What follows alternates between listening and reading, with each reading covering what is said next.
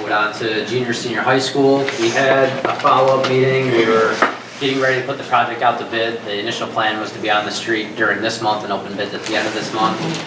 There was some discussion, and I'm glad it was brought to our attention that because of your school day shifting to later and the fact that now you're having only one point of entry into the building out on the State Street side, the way the site work was designed, the administration didn't think it was going to work the way it was initially discussed, because those two things have changed since this design was submitted to the state.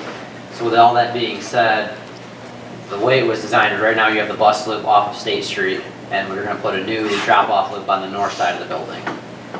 That is going to be reversed. So you're going to have the buses coming in on the north side of the building and then exiting out between the baseball field and the stadium. And then on the south side of the building, you're going to have the drop-off loop. That's going to come in where the bus loop is. So because of that change, there's obviously a lot of engineering and architectural work that has to happen behind the scenes on that, and they need their time to do that. So we went from bidding in January to now we're going to be bidding February 8th and opening in March.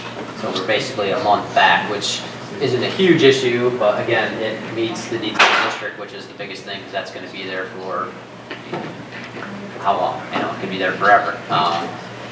So we're working through that. We initially had talked about shutting the west parking lot down and start those renovations in the middle of March. Now, because we've been pushing everything back a month, that construction schedule is going to slide a little bit.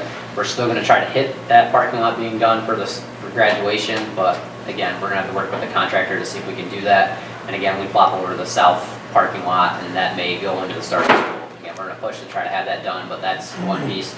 The two gyms are still on the same schedule. The other piece that is going to be affected is we initially talked about April 1 coming in and shutting off that whole E-wing, what we call the first and second floor, to do the abatement when the classes are off for the spring recess. But because of this change and bidding later, we're going to have to split the classroom work into 2 summers.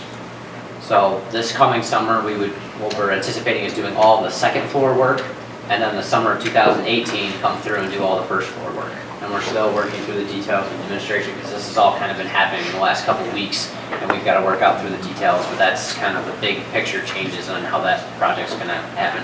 We don't think there's going to be a huge change, because you already anticipated having the A gym and the B gym staggered, one happening in the fall of 2017, one happening in the spring of 2018. So your contractor was always going to be mobilized. They'll just be there for another couple of months that summer of 2018.